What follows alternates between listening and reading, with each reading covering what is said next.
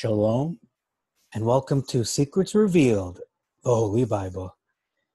I want to wish you all Chag Yom Teruah Sameach, or Happy Feast of Trumpets, Happy Day of Shouting. Today is a feast to Yah. It's a glorious day.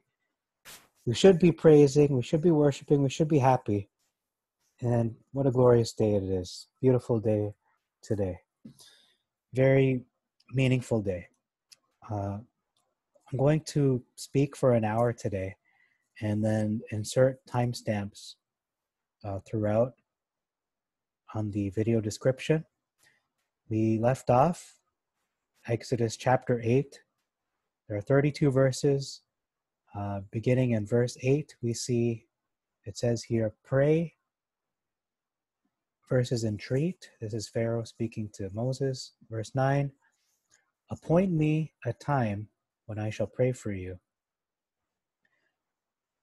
Verses, glory over me, when shall I entreat for you?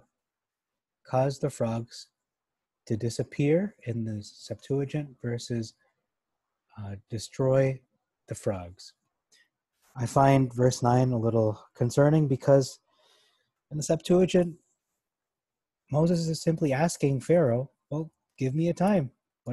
Appoint me a time and I'll pray for you. On the other hand, the Masoretic is saying, glory over me, like he's some kind of God. That's not what it's saying. Verse 10, no other but Yah, versus none like unto Yahweh, our Elohim, or to Yah. So one verse is saying, there's no other Elohim, there's no other, there's just one real Elohim. The other verse, the other translation is saying, you know what, there are other Elohim, by implication, not saying there is no other Elohim, it's just saying none like our Elohim, meaning, yeah, there could be other Elohim, but there's none like him. He stands out among the other Elohim. Verse 11, you'll see here, the frogs will be removed from the villages. That's completely omitted from the empty. Verse 12, a restriction. The restriction of the frogs. Pharaoh appointed him. So this is as Pharaoh appointed Moses concerning the restriction of the frogs. The MT says, because of the frogs which had been brought against Pharaoh. So you can see a difference there. Let me just pause it for a moment.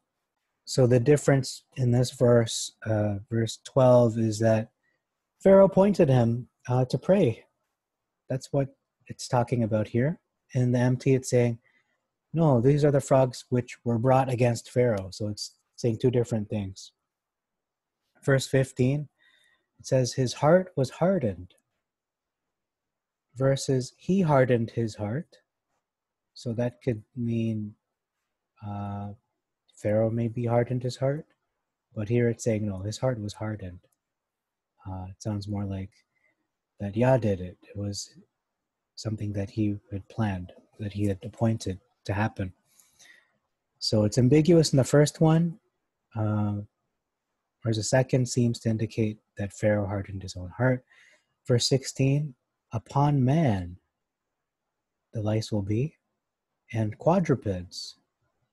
Okay. Verses throughout all the land of Egypt. It's more specific in the Septuagint. Verse 17, all the dust of the earth. That doesn't mean the whole planet. It means dust of the ground. Earth means ground in this historical context. So in all the dust of the earth, there were lice. Versus all the land of Egypt. So you can see the difference there. It's not a huge difference, but technicalities there. Verse 20, in the wilderness, it says here, send away my people that they may serve me. In the wilderness is omitted. Verse 21, the dog fly, it says here. Could be fleas, I'm not sure. It says swarms, so it's expressed differently there. Verse 22, I will distinguish marvelously in that day between Israel and Egypt, versus I will sever in that day the land of Goshen. We should know that when someone is severed, that means they're cut off. Distinguish marvelously means you're going to set them apart, you're going to protect them. And that's what he did. He protected Goshen. He didn't put the dog fly on them. Whereas I will sever in that day, sever in different connotations can mean cut off, destroyed, or just shunned. It's not a good term, especially in our modern vernacular, but as you can see, if you read the verse, it says there will be no swarms of flies there. So it is talking about that. He has a hedge of protection around them where he at least makes a difference between them. So I just find the wording very different. In verse 23, we see here, I'll put a difference between my people and your people versus a division. Again, different words. Verse 24, in abundance. In abundance, the dog fly came versus a grievous swarm. Verse 26, we shall be stoned. So this is Moses talking to Pharaoh about if we make our sacrifices here in Egypt, we're going to be stoned. Moses was well aware of the risk of them sacrificing in Egypt. He was not foolhardy to just say, you know what, God's going to protect us. We can do whatever we want. We can be careless or ignorant of the societal norms around us. Egypt doesn't accept this, but we'll do it anyway because, we got to do it, and, we should just do what we want to do. And God commanded us, so, he's going to protect us. No, he used his wisdom. God gave him that wisdom.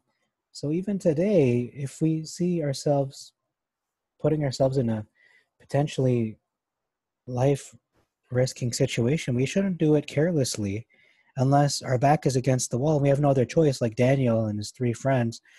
The situations they were put in, they had no choice, really. Some could say, yeah, maybe they could have just bowed, but no, that's a breaking of the law.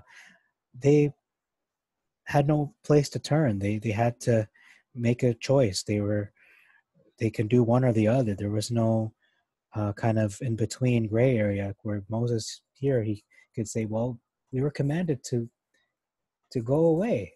That's actually God's command, to not stay there and sacrifice, but to have a leave of absence. And so we can see the wisdom of God there, the wisdom of Yah. Don't put yourself in dangerous situations. You have to respect societal norms, especially if it's within your power to do so. And let's look at the Masoretic. It says, will they not stone us? In verse 26. Will they not stone us? So one's a question, one is a statement. Verse 27, said to us, this is, Yah said to us. So that's where it ends there, that sentence, that verse. Here it says here, he shall command us. So one is saying, this is the past. He already commanded us. He already told us. Versus, he will command us something in the future. But the question must be asked, was the original plan of Pharaoh, was his original plan, Pharaoh's plan, was to just send them away and for them to return, for the Israelites to return after they were done, leave of absence. But it seems that, well, we know the end story, that they were freed completely. There came a point of no return in the narrative, especially once the Egyptian armies were destroyed in the Red Sea, as well as the firstborn being killed during Passover night. So that's all for chapter 8. We're going to move on to chapter 9 now. Let me just pause it. So Exodus 9 has 35 verses. Verse 4 says, marvelous distinction versus sever, again, that's a continuous difference. You're going to see a lot of those as we move along. There's a lot of continuous differences in the translation, Septuagint versus Masoretic. In verse 8, and before his servants, it says here that Yah spoke to Moshe and Aaron, saying, take you handfuls of ashes of the furnace, and let Moshe scatter it toward heaven before Pharaoh and before his servants. This is a very prophet-like thing to do, this public display, but what I wanted to focus on is before his servants, it was omitted. Next is verse 12. Yah appointed.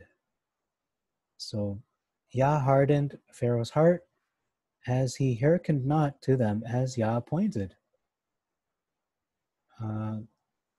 Verses as Yah had spoken to Moses. So Yah had appointed, he declared it, that this hardening would happen. Verses had spoken that he mentioned. Well, I mentioned this would happen. No, this is something that he had appointed in advance. He declared this. Verse 15. Actually, technically didn't declare it, but I mean, it's one of those things where I declare the beginning from the end. He appointed it, and hey, nothing's going to stop it from happening. Verse 15, kill your people. For now, I will stretch forth my hand and smite you, Yah speaking, and kill your people. Very strong language. Verses, what does it say here? I may smite your people, you and your people, with pestilence. So one is saying, I'm going to give you a plague, a disease. One is saying, I'm going to actually just, plain and simple, kill you. This is going to be a common difference, continuous difference we're going to see throughout the narrative. Verse 16 is a very big difference, in my opinion. This is a memory verse. So let's read in the Masoretic first, because it is a memory verse. And in very deed, for this cause have I raised you up, Yah speaking to Pharaoh, for to show in you my power, and that my name may be declared throughout all the earth. So what's the difference here? Well, let's look. In the Masoretic, for this purpose have you been preserved, that I might display in you my strength, and that my name might be published in all the earth. So preserved versus raised you up. Was he preserved from the point of birth to now, and especially as king over Egypt? Or was he raised up as king for this purpose? Well, either way, God preserved his life. And yes, he was born. God knew he would be born. He knew his destiny, his potential. He knew the reason for his birth. He planned his birth. This is the reason for his existence, essentially. But I think the wording is just very different there. Preserving you versus raised you up. But either way, it was God that brought him to life. And for that moment in time, and to serve the purpose he wanted to show. In verse 17, exert yourself to hinder my people. So Yah speaking to Pharaoh, verses, and yet you exalt yourself against my people. So we can see one is to exert yourself as in an action. You're increasing the affliction of the people. And the other one is one of status and reputation, or maybe an attitude. So one's an action, one isn't. Verse 18, it was created. From the time it was created, talk about Egypt, until this day, versus from the foundation thereof. So it's different wording there. Verse 21, attend in his mind. The Pharaoh did not intend in his mind to the word of Yah, so he left the cattle in the fields, or not he.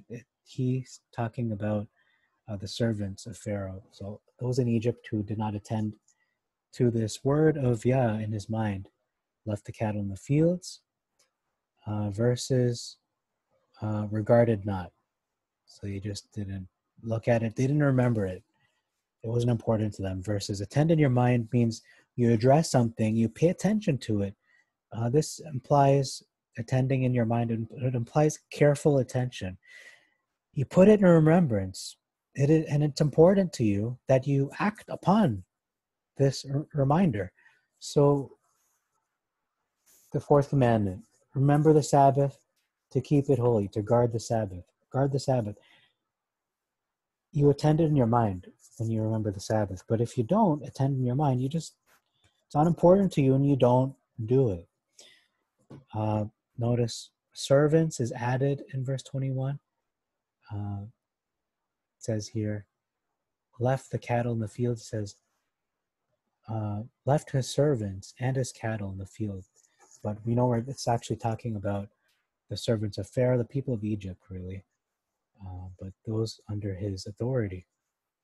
So, moving on from this verse, we see verse 23, hand.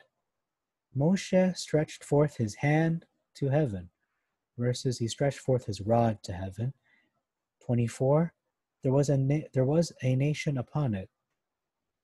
From the time there was a nation upon it, since creation, since that's what it's talking about here.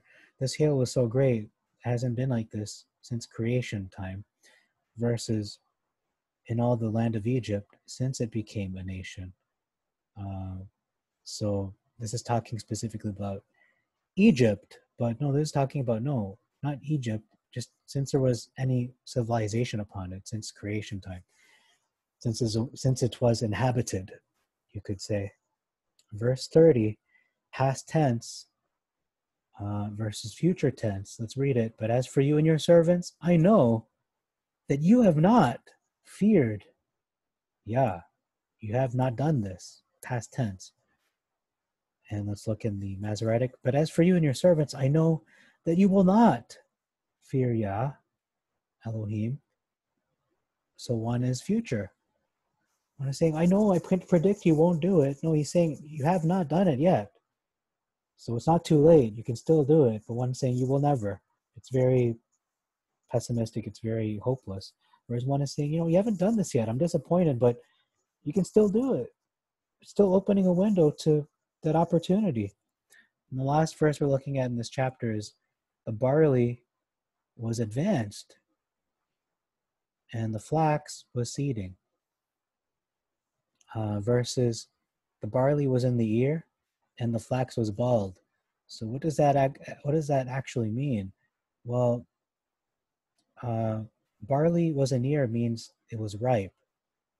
So yeah, advanced in growth is and in the ear are pretty close. I wouldn't say they're exact, but they're very close to the spiritual intent of what it's saying. But the flax being bald means in bud or young. So yeah, they're saying the same thing there. So that's Exodus 9. Moving on to Exodus 10 now. Let me just pause it for a moment. Okay, so Exodus chapter 10, there are 29 verses. Verse 1 says, come upon them. These signs may come upon them. Versus, I may show these signs. So worded differently. I wouldn't say these are major differences. But I have to point out all the differences I find. I think that's the main purpose of doing this. Verse 2, and how many things I have mocked the Egyptians. It says here, you may relate in the ears of your children and to your children's children, and how many things I have mocked the Egyptians. Verses, you may tell what things I have worked in Egypt.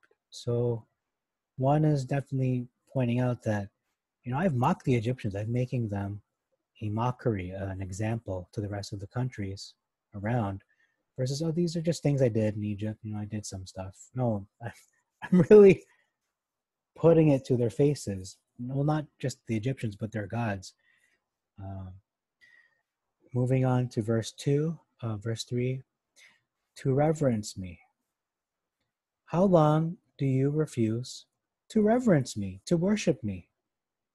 This is Yah speaking to Pharaoh.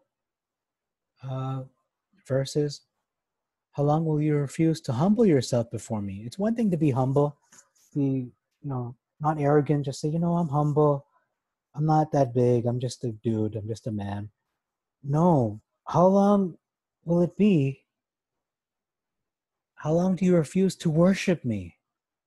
This isn't simply a attitude change. I want you to worship me. Be my servant, Pharaoh. I'm trying to call you out here to be someone who worships me. Rightfully so, but he wouldn't. Verse 7, this be a snare to us. So it says, the servants of Pharaoh said to Pharaoh, how long shall this man be a snare to us? Shall this, actually not this man, but it could be talking about Moses. It could be talking about the plagues. But either way, how long shall this situation, how long shall this, Moses, how long will this be a snare to us? Versus this man. How long shall this man? So it's more specific in the Masoretic, but we're not sure what it is. But if we look at the previous verse, it says that he turned away. Okay, so in the context of it, okay, so it sounds like the situation itself. It's not talking about this man. How long shall this man be a snare to us? But it could.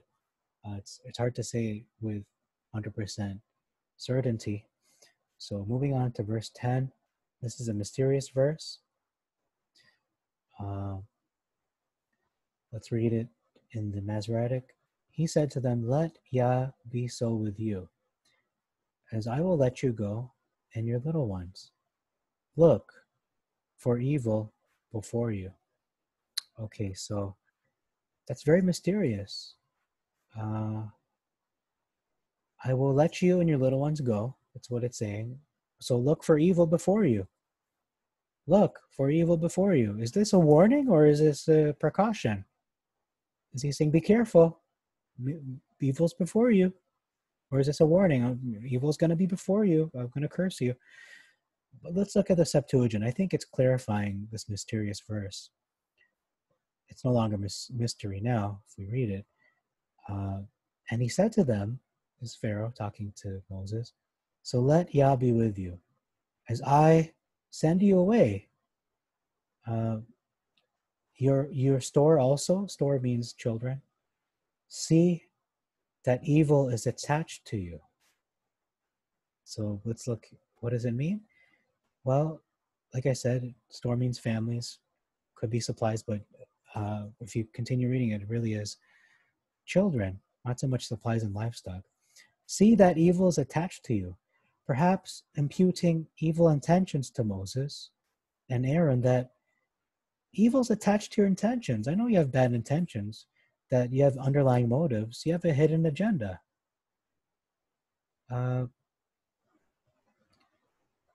So he's saying, okay, I'm going to send you away, but you have bad intentions. You want me to let your children go too. There's something that is fishy about this. Evil is attached to you. That's what he's saying. It isn't a warning. He's just expressing his opinion. That, see, evil's attached to you. Okay. That's verse 10. Verse 12. All the fruit of the trees was omitted in that verse. Verse 13. Toward heaven. Verses over the land. So that it's worded differently there. He lifted his rod towards heaven versus over the land of Egypt. South versus east, you'll see that Yah brought a south wind upon all the earth versus an east wind. And which verse is this? This is 13. Okay, so you see that twice. The south wind brought up the locust. Well, it says the east wind. So it is the south wind, according to the Septuagint. Verse 15, wasted. It says here, wasted versus darkened, talking about the land was wasted because of the locusts. I believe it's they covered the face of the earth, and they ate everything, so they wasted it. Versus they darkened it. The land was darkened. So one is emptying the supply, and the other is simply the coloring of the land, or maybe darkening the sky. Verse 17, yet this time, pardon therefore my sin, yet this time. Versus only this once.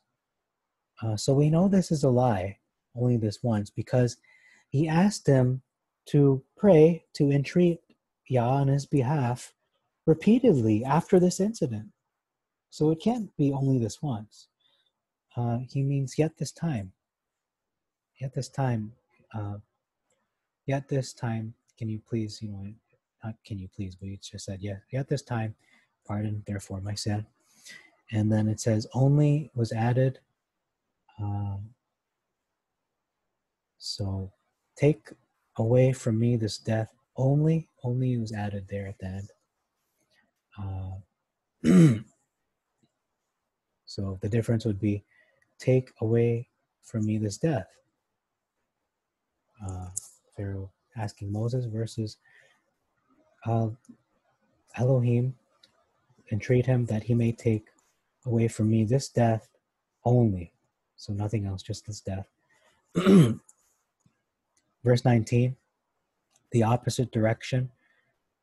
We see here that Yah brought in the opposite direction a strong wind from the sea versus a west wind. So it is noteworthy that it is always easy to destroy and cause trouble, but it takes an even greater power to restore and remove calamity, such as, it's easy to kill, but it's much harder to bring a soul back to life from what was already dead. So if Pharaoh didn't believe Yah was Elohim because of the locusts arriving, surely he would believe Yah when he saw the mighty wind remove all the locusts entirely. Not one locust was left in the land. I just want to bring that point up. It's an interesting thought, reflection that I had. Verse 22, very black. There was darkness, very black, versus a thick darkness. And then we see here a storm over all the land of Egypt. Storm is not there. So we can surmise, not surmise, it says there explicitly, there was a darkness, and not just darkness, but it was a storm as well. So that is left out of the Masoretic. So you don't realize this is a storm. It's not just darkness, it's a storm going on. So it's doubly scary. It's not just blackness, it's probably winds, probably thunders. We don't know, but it's a storm. And storms are not pleasant experiences. Verse 24, store is their children.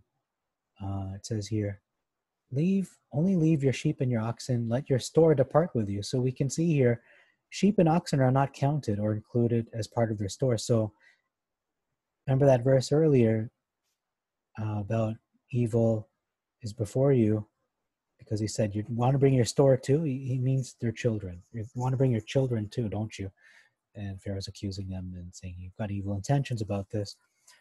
The last verse we're going to look at, where there's a difference, is, you have said, I will not appear, is Moses' last words to Pharaoh.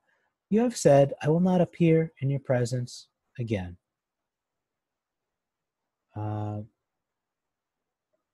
But here in the Masoretic it says, you have spoken well. I will see your face again no more. Well, you know what? That isn't a positive thing to say, that he's spoken well. This isn't anyone's, you spoke well. No, this isn't positive. And Moses was not being sarcastic. And that's not what he said. He said, let's look at verse 28. Depart from me, beware of seeing my face again. For in what day you shall appear before me, you shall die. And actually, I just missed another difference in verse 28. It says here, see my face. So appear versus see my face. So one, Moses could just be there, and doesn't mean Pharaoh has to see him. it just means I just have to see you. But in the Masoretic is saying, if you see my face, there's a condition there. But Moses said, okay, you've said, I heard you said this, I will not appear in your presence again. So Moses is saying, you have said, okay, you said this, I won't appear in your presence again. So Moses is saying, I'm not going to do that. Because you told me this, I'm going to respect that. I'm not going to appear in your presence because I don't want to die. But Moses in the Masoretic is saying, you've spoken well, I will see your face again no more. So it sounds like he's afraid. No, he's actually respectful. He's saying, I respect that. You said this. You know what? You're not going to see. You're not going to see me. I won't appear in your presence. Doesn't matter if you see me, or that I see you, but you won't see me. Okay, so that's Exodus 10.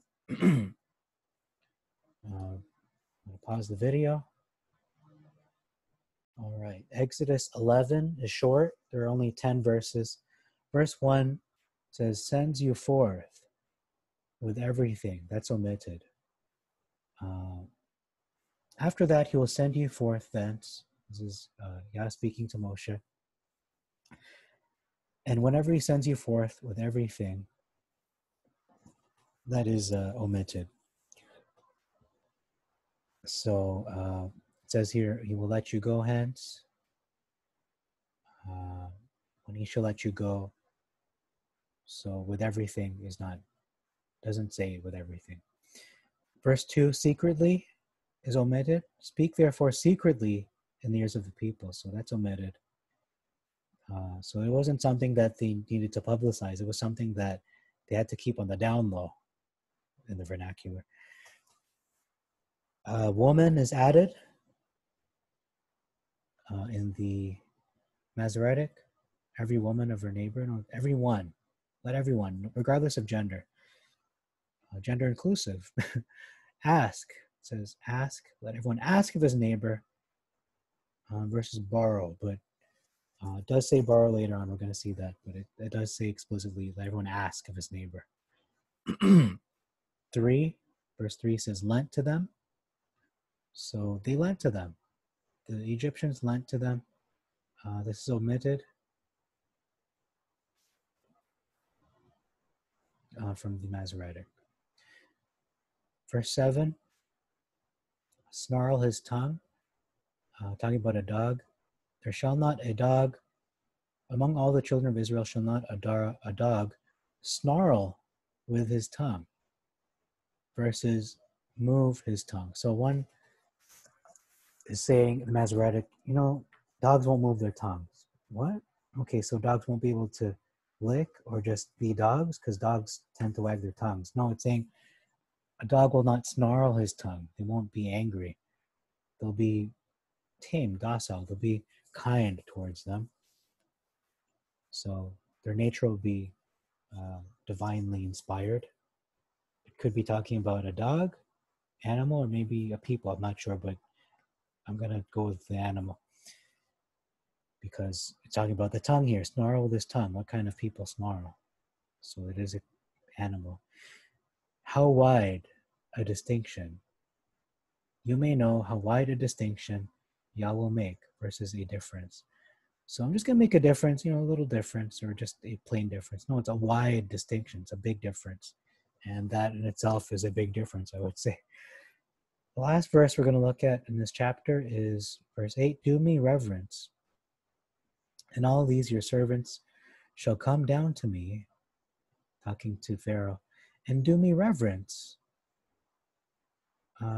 Verses bow down themselves to me. So all these your servants shall come down to me and do me reverence. But let me just read the context of that last verse. Okay, so he is talking to Pharaoh and he's giving him warning in advance. He thinks it's going to happen. And Pharaoh's just not following the program here. He's just doing everything the opposite. And that's why God is able to show his awesome power. And he's saying, your people are going to do me reverence. They're going to treat me with respect. And reverence could mean worship too. But it's saying bow down themselves. So that is related to worship, so I wouldn't say it's a huge difference, but just worded differently. And that's all for that chapter. So moving on. So Exodus chapter 12, it's a big chapter. This will probably be the last chapter for this video. There's 51 verses. Verse 3 says families. Where is that? The houses of their families versus fathers. Verse 6 says toward evening. You shall kill it toward evening versus in the evening. So one is actually in it, and one's near evening. And I think you can see the parallel with the life of Jesus Christ, Yeshua, where he was killed. He was crucified, but he actually died toward the evening because it was in the afternoon. Not exactly the evening. So toward evening is closer to what it is. That's the truth. It is toward the evening. Not closer, it is. It is what it is. Verse 7, put the blood on the doorpost versus strike. The doorpost, strike it with the blood. One is applying it, and one is just hitting it, like violently, striking it. Verse 8, bread was added in the MT. It just says unleavened. With bitter herbs, we know it is bread. And herbs, bitter herbs, herbs was omitted. It's in brackets, but that's not actually there. It's important to note. Verse 10, this is a major omission because it says, a bone of it you shall not break. This ties into the prophecy of the Messiah in Psalm 34, verse 20. Not one of his bones shall be broken. So they omitted it once, but it does mention it, to be fair. It does mention it later on that a bone of it will not be broken. But I found this big that they would remove this at all because it is there. Why would they remove one of the references but not both? But anyhow, it was removed in this. It's a major omission. Verse 12, we see vengeance. The word vengeance, I will execute vengeance versus judgment. Verse 13, it is a sign. It shall be for you a sign or a mark, something visible, versus a token. And then protect you. In verse 13, I will protect you. This is Yah speaking to the Israelites. I will protect you from that plague of destruction. Versus I will pass over you, and the plague shall not be upon you. So essentially he is protecting them, but it's more explicit in the Septuagint. I'm protecting you by this blood. Because this blood's there, I'm going to protect you. Nothing will hurt you. So when you say Passover, you could even just say the Feast of Protection, because he's defending the Feast of Defend, where God defended us. Okay, so that's 13, verse 15. Utterly remove leaven from your houses versus put away. So it's not just putting it away, hiding it away under the rug. No, you're utterly removing it. It's not going to be there at all. And then those who don't do this, whoever shall eat leaven, specifically, shall be utterly destroyed versus just cut off. So cut off could mean shunned, could be separated, but utterly destroyed is more emphatic that they're going to be killed. They're going to be destroyed. They won't be in the land of the living anymore. Verse 16, servile work. You shall do no servile work on them. This is the first and last day of the Feast of Unleavened Bread. Now, servile work is the work you usually do during the week to make a living, to increase your wages. Versus no manner of work. It says no manner of work shall be done. So that could mean, hey, don't even cook. But no, it does say, if you keep reading, except that which every man must eat. So just food preparation may be done. So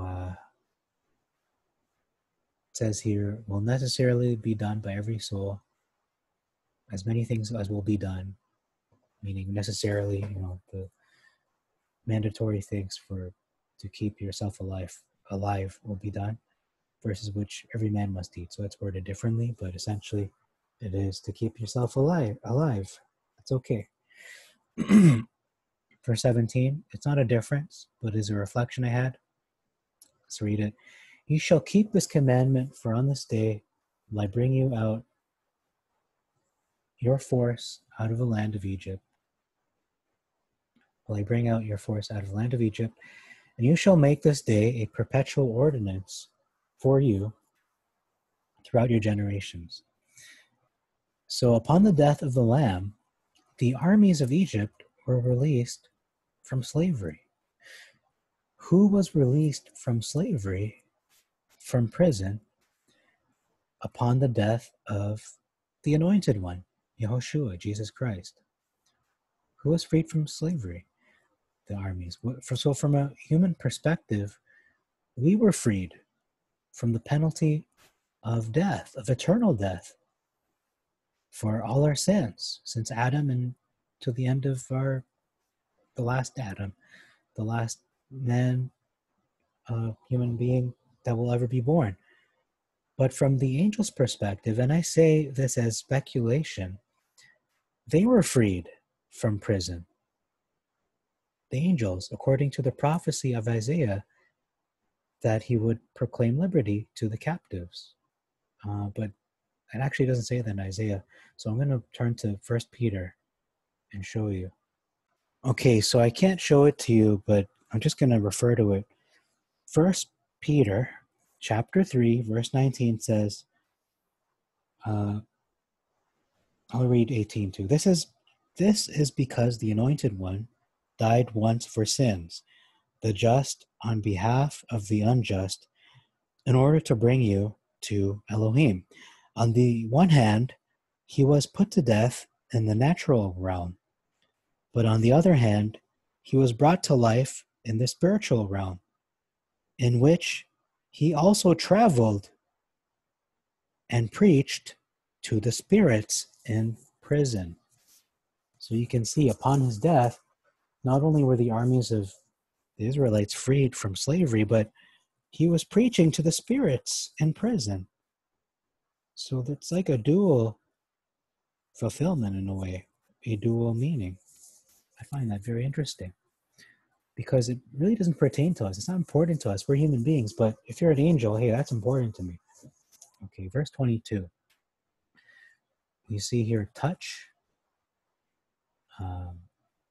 the lintel versus strike the lintel.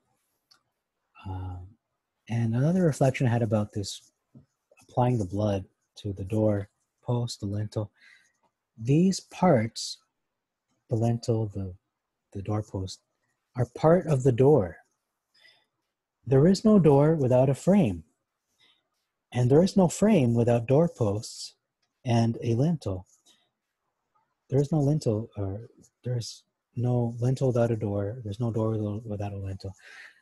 This statement of Yehoshua, that I am the door, ties into the symbolism of the door for Passover, that he's the one who protects us from death. Jesus Christ, Yehoshua HaMashiach, protects us from death, the death angel, the death penalty, through his life that he gave up for us via the blood that covers the lintels, the doorposts, that covers us. So you can see that very deep meaning of this Passover, where it's not just about blood on the doorpost and means nothing, symbolizes nothing. No, there's a very deep meaning there. I am the door. I am the door. You put the blood on that lintel and doorpost, that becomes Jesus Christ. Whoever eats my flesh and drinks my blood will have me in him. Will have his life in him. So in a way, the door becomes Jesus Christ, because he said, I am the door. And a lot of people think, hey, I'm the sheep gate. Yeah, can mean that too, but what about the door during Passover? The Israelites' door to their houses, that if they didn't apply the blood, that door wouldn't be Jesus Christ. It would just be yourself. You would be the door, and you would die. But he is the real door. He is the real bread of life. He is the fulfillment of these symbols. Okay, and so that's all for that verse. Verse 24, children versus sons. So it's more gender inclusive. But in verse 26, it says, if your sons say to you, versus children. So not as gender inclusive. Verse 27, defended. This Passover is a sacrifice to Yah as he defended the houses. So, or versus passed over the houses. He didn't just pass over, he protected. He passed over with a purpose, to protect, to defend their lives, and all those lives who believed and put the blood of the lamb on the doorpost, whether they're Israelites or not. Verse 32, be gone was added. Be gone doesn't say that. Just says, bless me, also I pray you.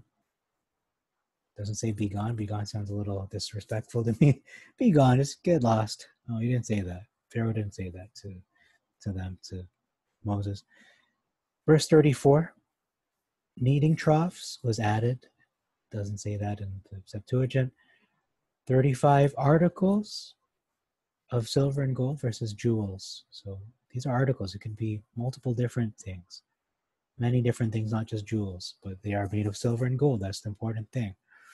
Verse 36, lent to them. So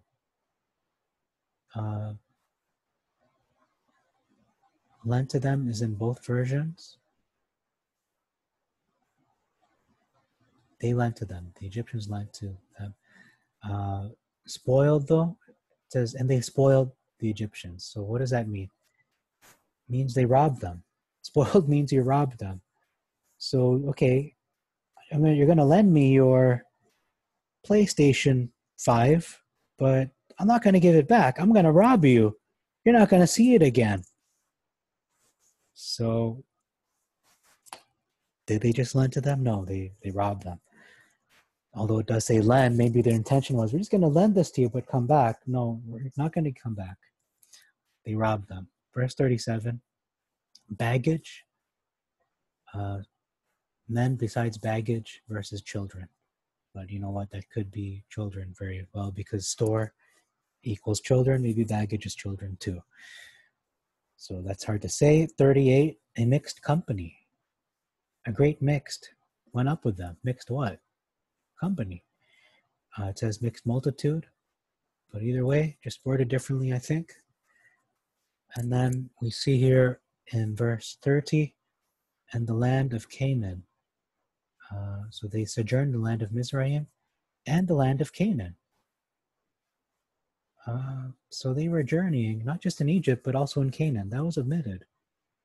That can be a big difference if you're doing your tracing, if you're seeing where did they travel. Well, they actually went not just to Egypt, but they traveled all around, including Canaan as well. Verse 41, even the self-same day was added in the Masoretic. Doesn't say that there. And the Septuagint, 42, a watch. This is an important one because I think it's a memory verse to a lot of people in the churches of God. They say that it is a night to be much observed, to be much remembered to the Lord. It doesn't say that. The Septuagint says, it is a watch kept to Yah. What does a watch mean? This is a night watch. This is, if you're a security guard or a police officer, you're working on the night shift, you stay awake. You pull an all-nighter. Yeah, you stay awake all night. That very night is a watch kept to Yah. So it's not just observed, it is a watch that you keep. You don't sleep. So this could be related very well to what Yehoshua instructed his disciples that night. Watch therefore, lest you enter into temptation. Let me read from the version I'm reading right now. All right, so in Matthew chapter 26, verse 41, it says here, okay, then he went to the disciples, verse 40, and found they were asleep. And then he said to Peter, "What? You couldn't even keep watch with me for 1 hour? Keep watch and pray, so that you may be spared trying times. The spirit is eager, but human nature is weak." So it says here explicitly, this is a watch kept to Yah. It's not something we take lightly. It's something where you're supposed to stay awake, and it looks like they're doing that here. Stay awake with me. Keep watch. Keep the night watch. One of my friends in the walk told me that they tried staying awake all night during this watch to be kept to Yah. Night to be much observed, but really a watch to be kept.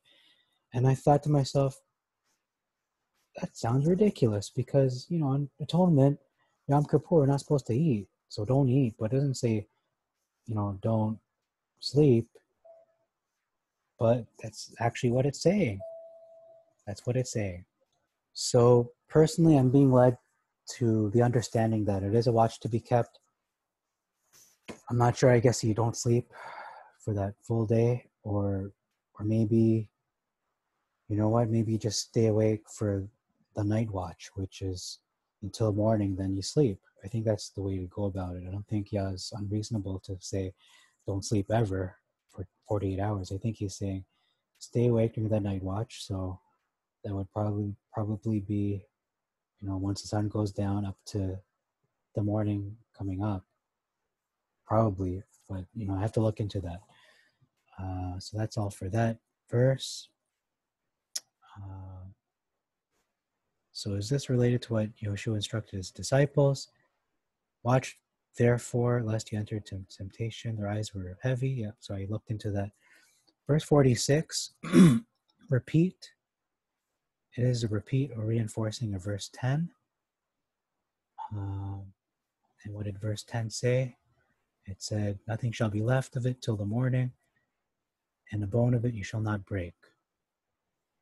So that's where it omitted, the Masoretic did, the bone of it you shall not break.